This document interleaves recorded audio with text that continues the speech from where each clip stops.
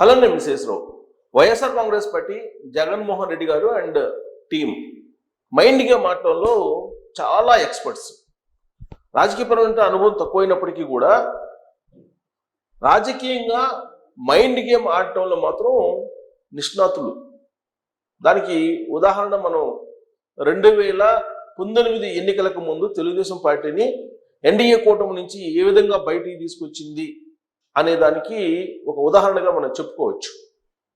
ఇప్పుడు బీజేపీకి వైఎస్ఆర్ కాంగ్రెస్ పార్టీకి బలమైనటువంటి బంధం తెర వెనుక ఉంది అనే దాన్ని బలంగా ఎస్టాబ్లిష్ చేసేందుకు ప్రయత్నం జరుగుతుంది. రీసెంట్గా ఆంధ్రప్రదేశ్ బీజేపీ అధ్యక్షుడిగా మాధవ్ ఎంపిక అయిన తర్వాత మీరు ఒక్కసారి వైఎస్ఆర్ కాంగ్రెస్ పార్టీకి సంబంధించినటువంటి మీడియా కానీ, లేదంటే సోషల్ మీడియా కానీ, లేదంటే సానుభూతి మీడియా కానీ, వీటిల్లో వస్తున్నటువంటి న్యూస్ని కనుక మీరు గమనిస్తే బీజేపీకి వైఎస్ఆర్ కాంగ్రెస్ పార్టీకి ఒక బలమైనటువంటి సంబంధం ఉంది. అది మళ్ళా గట్టిపడుతుంది. రాబోయేటువంటి రోజుల్లో విజయసాయి రెడ్డి మళ్ళా వైఎస్ఆర్ కాంగ్రెస్ పార్టీలోకి వచ్చే అవకాశం ఉంది బీజేపీ అనుమతితోటి అనేటువంటి యాంగిల్లో న్యూస్ ప్రొజెక్ట్ అవుతోంది. ఎగ్జాక్ట్గా దీని వెనకనే అసలు రాజకీయమైనటువంటి వ్యూహం ఉంది. ఇప్పుడు ఐపాక్ మళ్ళీ ఎంటర్ అయింది. అది ఎంటర్ అయిన తర్వాత నుంచి మైండ్ గేమ్ స్టార్ట్ అయింది.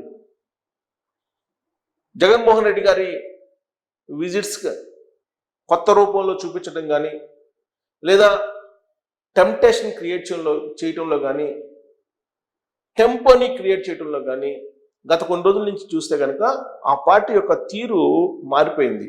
సోషల్ మీడియాలో కానీ, మీడియాలో కానీ, లేదా నాయకుల మాటల్లో మీరు వేరియేషన్స్ గమనించవచ్చు.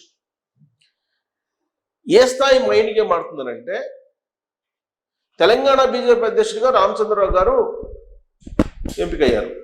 ఆయన ప్రమాణ స్వీకారం కూడా చేశారు. ఆయన ఎంపిక వెనకేమో చంద్రబాబు నాయుడు గారు ఉన్నారని చెప్పి ప్రచారం చేస్తున్నారు. మాధవ్ ఎంపిక వెనకేమో వైఎస్ఆర్ కాంగ్రెస్ పార్టీ ఉందని చెప్పి ప్రచారం చేస్తున్నారు. మాధవ్ బేసికల్గా ఆర్ఎస్ఎస్ బ్యాక్గ్రౌండ్ నుంచి వచ్చారు.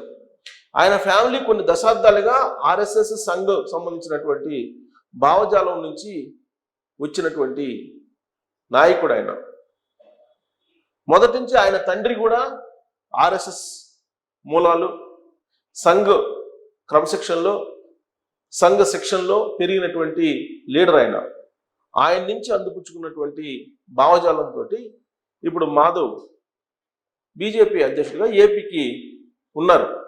ఆయన స్వతంత్రంగా ఎదగగలరు, పార్టీని బలోపేతం చేయగలరు. అయితే ఆయన పార్టీ బాధ్యతలు స్వీకరించిన తర్వాత చేసినటువంటి కామెంట్ ఏదైతే ఉందో ఆ కామెంట్ని బేస్ చేసుకొని వైఎస్ఆర్ కాంగ్రెస్ పార్టీకి దగ్గర అవుతుంది బీజేపీ, తెలుగుదేశం పార్టీకి దూరం అవుతుంది అనేటువంటి ఒక క్యాంపెయిన్ నడుస్తోంది. ఏంటంటే బీజేపీకి రావాల్సినటువంటి నామినేటెడ్ పోస్టులు కానీ, లేదంటే రాజకీయపరమైన మైలేజ్ కానీ రావట్లేదు కూటమి ప్రభుత్వంలో అనేటువంటి అభిప్రాయాన్ని ఆయన వ్యక్తం చేసినట్టు సోషల్ మీడియాలో ప్రొజెక్ట్ అవుతుంది. అందుకే రాబోయేటువంటి రోజుల్లో రాష్ట్ర కమిటీలో కూడా వైఎస్ఆర్ కాంగ్రెస్ పార్టీ సానుభూతి పనులు ఎక్కువ ఉండే అవకాశం ఉంది అనేటువంటి ఒక ప్రచారాన్ని ఇప్పటి నుంచి స్టార్ట్ చేసింది వైఎస్ఆర్ కాంగ్రెస్ పార్టీకి సంబంధించి సోషల్ మీడియా, అలాగే మీడియా. అంటే మైండ్ గేమ్ ఆడుతుందండి. పబ్లిక్లో కానీ, క్యాడర్లో కానీ ఒక రకమైనటువంటి ఆలోచన కలిగించేలాగా మైండ్ గేమ్ ఆడుతుంది. వైఎస్ఆర్ కాంగ్రెస్ పార్టీకి బీజేపీ తోటి తెగదింపులు అయిపోయాయి. కూటమి ప్రభుత్వం ఇప్పుడు ఆంధ్రప్రదేశ్లో ఉంది. వైఎస్ఆర్ కాంగ్రెస్ పార్టీకి సంబంధించిన లీడర్లు కానీ, క్యాడర్ కానీ కొంత వెనక్కి తగ్గుతుంది. జగన్మోహన్ రెడ్డి గారు తాజాగా ఇచ్చినటువంటి రీకాల్ చంద్రబాబు మేనిఫెస్టో కార్యక్రమం వైఫల్యం చెందుతుంది. క్యాడర్లు, లీడర్లు ఎవరు ముందుకు రావట్లేదు ఆయన అనుకున్నటువంటి విధంగా. దానికి కారణం ఏంటి? పైన ఢిల్లీలో బీజేపీ ఉంది, రాష్ట్రంలో తెలుగుదేశం పార్టీ అధికారంలో ఉంది. కాబట్టి మనం ఏం చేయలేము అనేటువంటి ఒక అసంతృప్తి, అసహనం, నిర్వేదంలో కొంతమంది ఉన్నారు లీడర్లు, అలాగే క్యాడర్ వైఎస్ఆర్ కాంగ్రెస్ పార్టీకి సంబంధించినటువంటి వాళ్ళు. దాని నుంచి ఉత్తేజాన్ని నింపి ఉత్సాహంగా పార్టీ కార్యక్రమంలో పార్టిసిపేట్ చేయడానికి ప్రయత్నం చేస్తూ ఉన్నారు జగన్మోహన్ రెడ్డి గారు. సిద్ధార్థ రెడ్డి గారిని ముందు పెట్టి, సిద్ధార్థ రెడ్డి గారిని అలాగే రాజా ఆయన్ని ముందు పెట్టి యువతని ప్రోత్సహించేదానికి మీరు రండి, కార్యకర్తగా ఎమ్మెల్యే అయిపోయింది అని చెప్పి ఒక నినాదాన్ని వినిపిస్తూ ఉన్నారు. ఎన్ని వినిపిస్తున్నప్పటికీ కూడా ఆ పార్టీతోటి ర్యాలీ కావడానికి గతం లాగా ఉత్సాహంగా ముందుకు రావటం లేదు. దీన్ని బ్రేక్ చేయాలి అని అంటే బీజేపీ తోటి రాబోయేటువంటి రోజుల్లో మళ్ళా దగ్గర అయ్యే అవకాశం ఉంది. 2019కు ముందు ఎలాంటి సిచ్యువేషన్ ఉందో ఎన్నికలకు ముందు అలాంటి సిచ్యువేషన్ వస్తుంది అనేటువంటి ఒక అభిప్రాయాన్ని ఆంధ్రప్రదేశ్ సమాజంలోకి బలంగా తీసుకెళ్లేటువంటి ప్రయత్నం చేస్తుంది. అందుకు సంబంధించినటువంటి మైండ్ గేమ్ మాధవ్ దగ్గర నుంచి మొదలుపెట్టింది. సో మాధవ్ గారు వేసేటువంటి స్టెప్స్ ఏవైతే ఉన్నాయో అవి వైఎస్ఆర్ కాంగ్రెస్ పార్టీకి అనుకూలంగా మలుచుకునేందుకు ఆ పార్టీ ప్రయత్నం చేస్తుంది. ఇందులో భాగంగానే రీసెంట్గా వచ్చినటువంటి అనేకమైనటువంటి కామెంట్లు కానీ, అనేకమైనటువంటి న్యూస్ కానీ, వాస్తవంగా జగన్మోహన్ రెడ్డి గారి మీద అనేకమైనటువంటి కేసులు ఉన్నాయి. ఆ కేసులకు సంబంధించి వ్యక్తిగతమైన హాజరు నుంచి కూడా ఉపశమనం పొందారు ఆయన. ఇప్పటికీ కూడా సిబిఐ వాళ్ళు పిటిషన్ వేయాల వ్యక్తిగతంగా ఆయన ప్రతి శుక్రవారం హాజరు కావాలి అనేటువంటి అంశం మీద.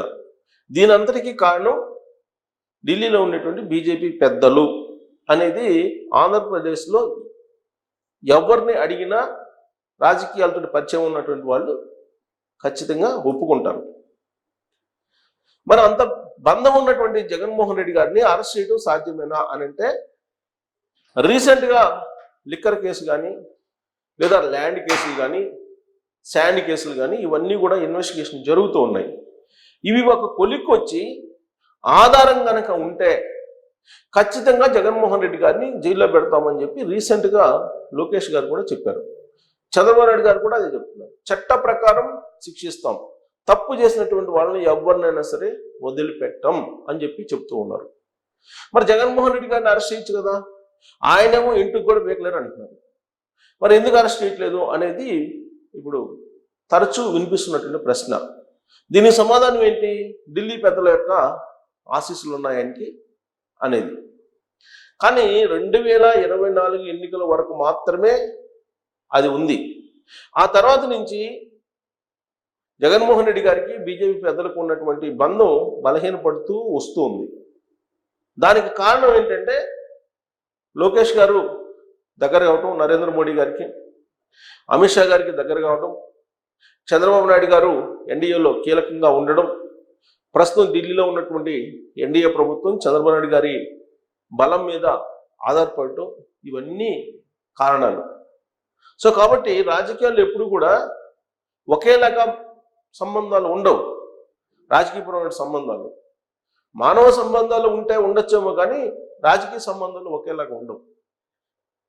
రాజకీయేతరమైనటువంటి బంధం నరేంద్ర మోడీ గారితో ఉందని చెప్పి జగన్మోహన్ రెడ్డి గారు గతంలో అనేక వేదికల మీద నుంచి చెప్పుకున్నారు.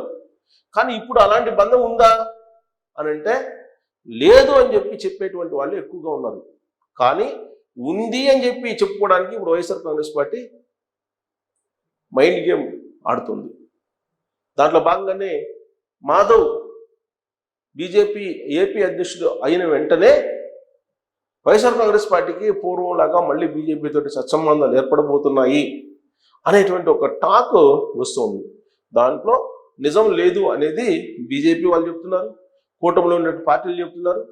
తాజాగా పవన్ కళ్యాణ్ గారు కూడా చెప్పారు, మరి 15 ఏళ్ల పాటు కూటమి ఉంటుంది అని చెప్పి ఆయన కుండ బద్దలు కూడా చెప్పారు. సో దీంట్లో ఎలాంటి సందేహం అవసరం లేదు. 2019 ఎన్నికలకు ముందు మైండ్ గేమ్ ఆడి ఎన్డీఏ నుంచి తెలుగుదేశం పార్టీని బయటికి తీసుకురాగలిగింది వైఎస్ఆర్ కాంగ్రెస్ పార్టీ. ఆ తర్వాత ఎన్నికల్లోకి గెలవగలిగింది. అలాంటి ప్రయత్నమే ఇప్పుడు కూడా చేయడానికి బీజం వేస్తూ ఉన్నారు. సో ఇది ఒక మైండ్ గేమ్ మాత్రమే.